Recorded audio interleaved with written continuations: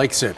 Democrats slamming Senate Republicans on their newly unveiled tax plan. But what's really in the plan and what does it do for the middle class? Joining us right now to walk us through it is Republican member of the Senate Finance Committee, Senator Pat Toomey, the great state of Pennsylvania. Good morning. Good morning, Steve. Thanks for having me. All right, so give me the highlights.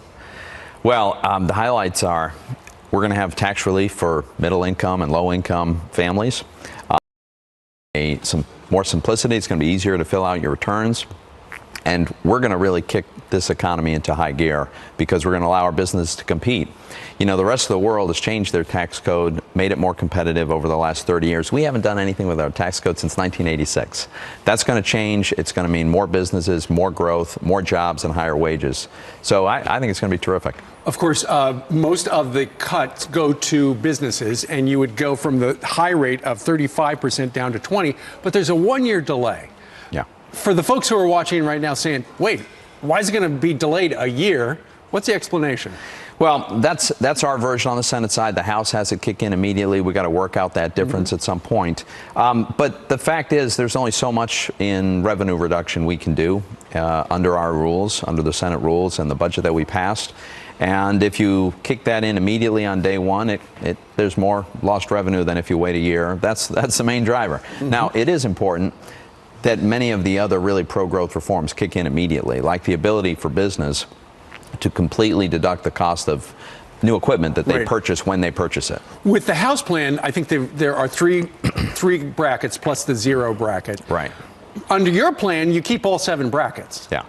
It doesn't look like it is, you know, the president wanted things simplified, impacting the middle class. It doesn't look like it's that much simpler.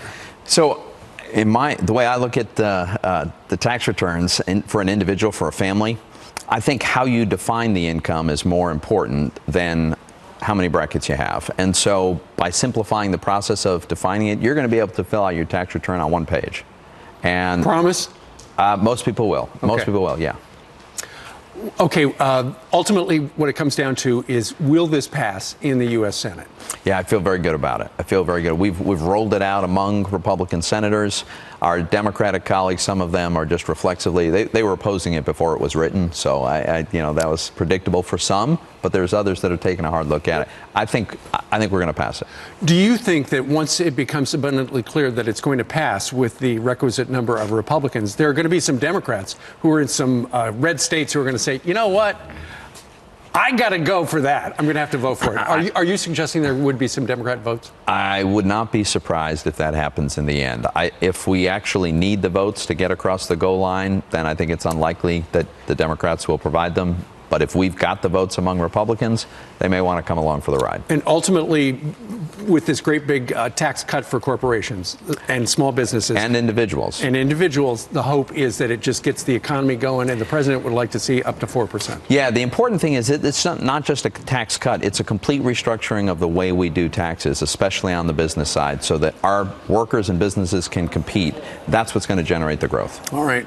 Fingers crossed on the Republican side. Let's see what happens. All right. Thanks, Steve. Pat Toomey, thank you.